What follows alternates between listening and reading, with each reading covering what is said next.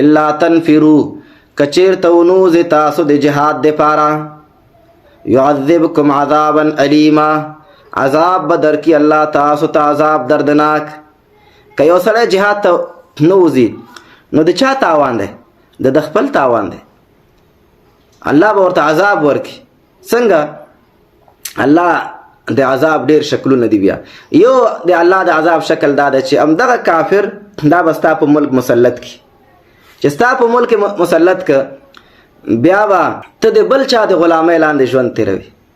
ته به بیا خپلواک نه، ستا فیصله ستا حکم بیا چلیږي نه. کافر چې بیا در باندې څه کوي هغه به کېږي.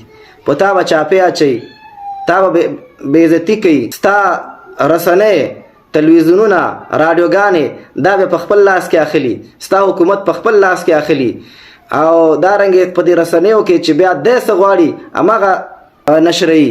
ستا نسل راتلونکی هغه ټول په خپل لاره روان کی او ستا عقیده، فکر، نظر دا خراب کی.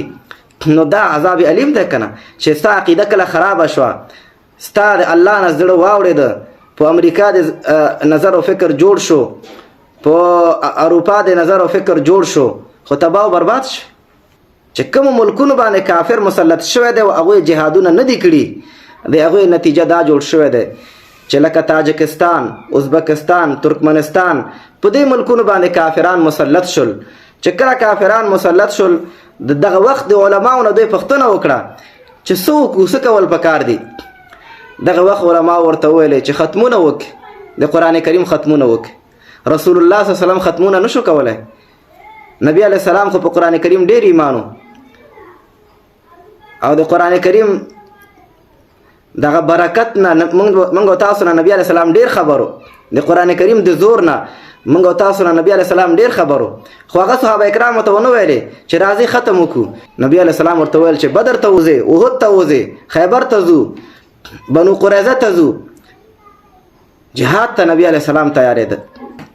روس کله په دې مسلط شو چې ځوانان به کله وایي مکتب ته تلل، نو معلمه به چې راغله مکتب ته د روژې په میاشت کې، اول کار به پیدا کولو چې اوبه به یې ورکه یو لوټه چې دا ټول ځوانان تاسو اوبه وڅښئ، د هغه نه وروسته درس شروع کومه چې څوک په دوی کې روژه پاتې نه شي. هلته 40 کلو پورې په مونځ پابندي دی، 40 کلنۍ پورې څوک جومات ته نشي تللی.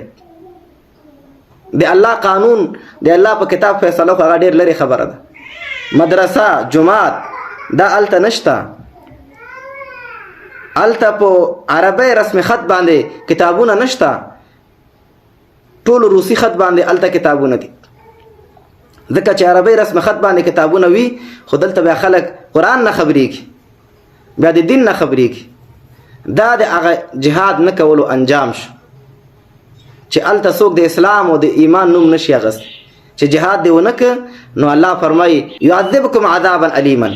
دویم ویستبدل قوما غیرکم، الله به تاسو ختم کړي، نور خلق به الله راولي چې هغوی بیا ستاسو په شانته نه